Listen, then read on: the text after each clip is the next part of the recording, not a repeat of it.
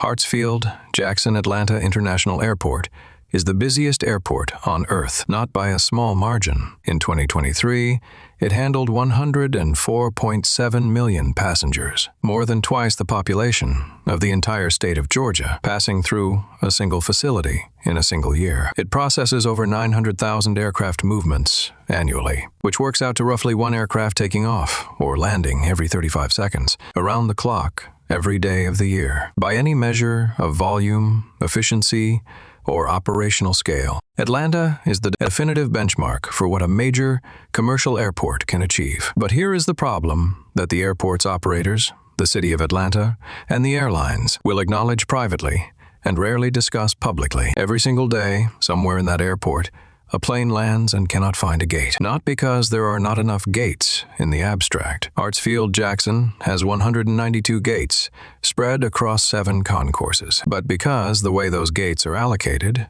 controlled, and defended makes genuine efficiency impossible. The world's busiest airport is running out of room, not because it is too small, but because a single airline controls enough of the infrastructure to make expansion work against the interests of anyone trying to compete with it.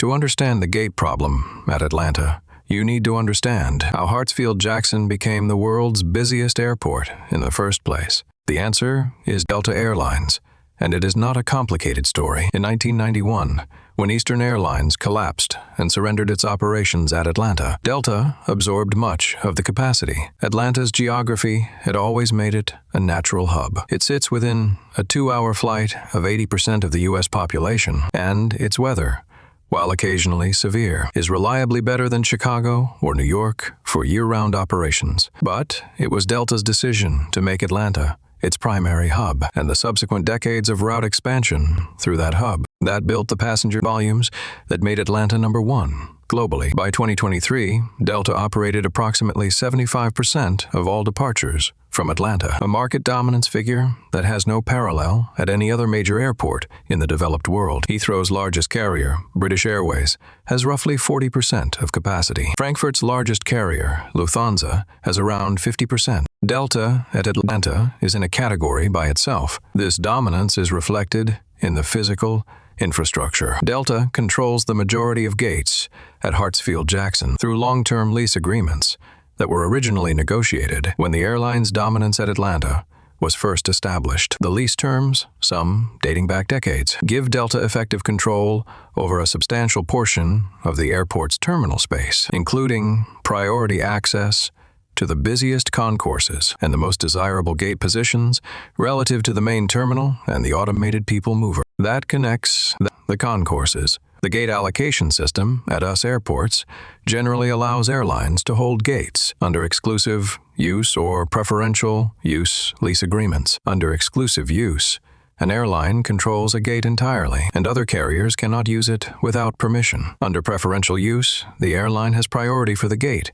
during specified time windows, with other carriers able to use it when the primary leaseholder isn't scheduled. Delta's Atlanta leases give it preferential or exclusive control over enough gates that the remaining common-use gates, those theoretically available to any carrier, are insufficient to accommodate the demand that a hub of Atlanta's size generates. This creates a daily operational reality where aircraft arrive at Atlanta and have no available gate when a domestic narrowbody finishes its turn and the inbound flight is approaching from the runway. The gate agent is simultaneously managing the offboarding, cleaning, catering, fueling, and boarding process in a window that Delta schedules at approximately 40 to 55 minutes for most domestic turns. If that window slips, a slow offboard, a catering delay, a late inbound, the departure falls behind, and the gate becomes occupied during a window that was supposed to be free for the next inbound.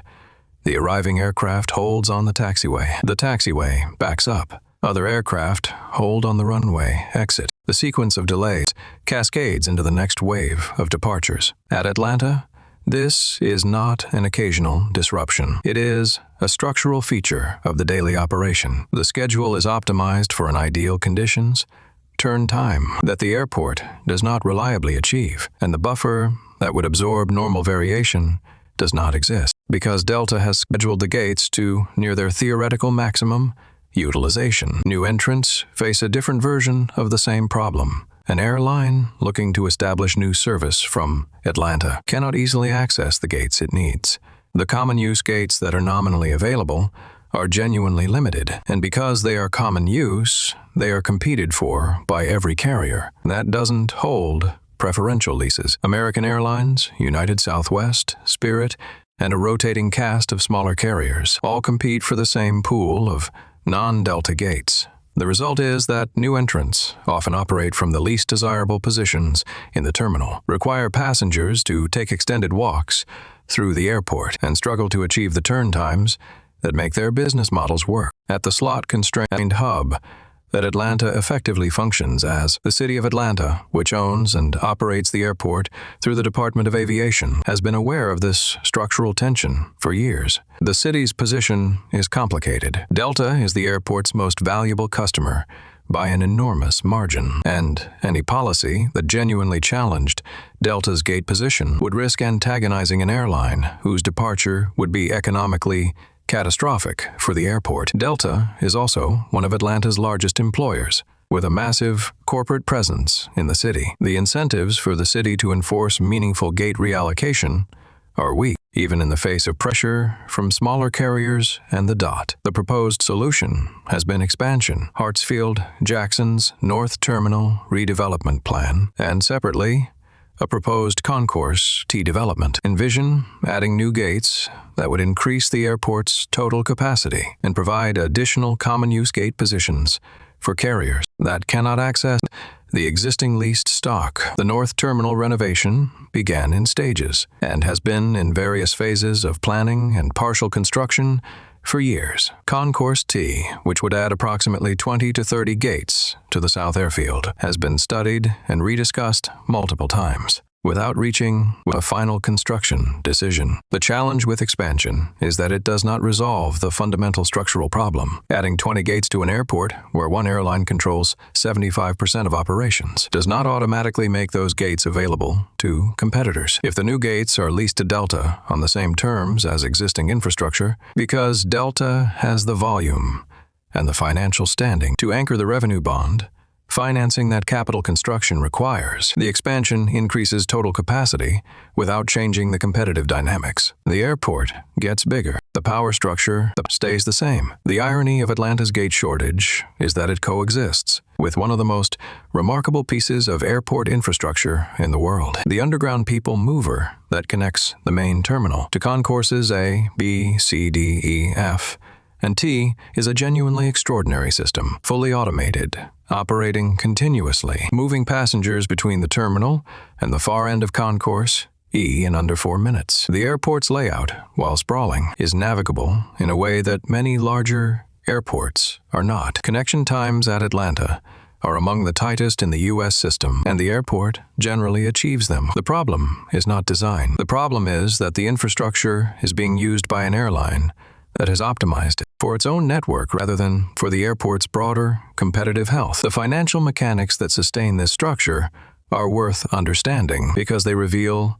why the airport authority, which technically owns all the infrastructure, has limited practical ability to change it. Hartsfield-Jackson is owned by the City of Atlanta and managed by the Department of Aviation. It funds capital improvements through revenue bonds, which are backed by the airport's revenue stream, primarily the fees paid by airlines for gates, facilities, and services. Delta, as the dominant carrier, is also the dominant revenue source. When the city issues bonds to finance a new concourse, the financial markets look at Delta's lease commitments as the primary credit basis for the bonds. This means that Delta's continued occupation of its leased gates is not just an operational fact, but a financial necessity for the airport's ability to fund any future development. Weakening Delta's gate position in the name of competitive access would undermine the revenue basis on which the airport's own borrowing depends. This is not unique to Atlanta. The same dynamic operates at Chicago O'Hare, where United and American effectively control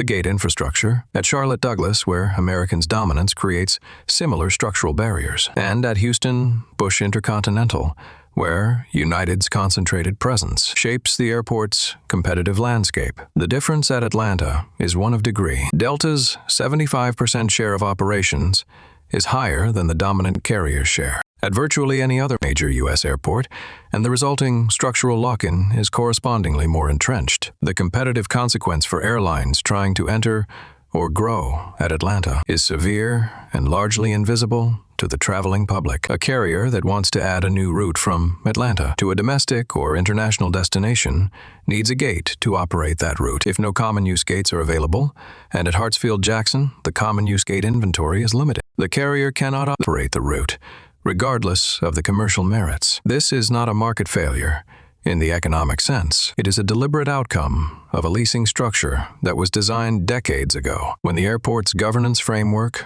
prioritized financial stability over competitive access. The framework has not been updated to reflect the airport's current status. As the world's busiest facility, serving a rapidly growing metro area with diverse travel demand, Atlanta's gate shortage will not be resolved by expansion alone. It will be resolved when the lease terms that govern access to the airport's infrastructure are renegotiated in a way that reflects the airport's role as public transportation infrastructure, rather than a private hub for a single dominant carrier. That renegotiation will be politically difficult, financially complex, and several years away, even if it begins today. In the meantime, somewhere on the taxiways at Hartsfield-Jackson right now, a plane is holding, waiting for a gate, at the world's most efficient airport. The runway capacity is there. The aircraft is ready. The passengers are aboard. The only missing element is a strip of concrete attached to a jet bridge that, by legal agreement, belongs to an airline that may or may not be ready to release it. That is the specific failure of aviation governance that 104.7 million annual passengers are navigating. One delayed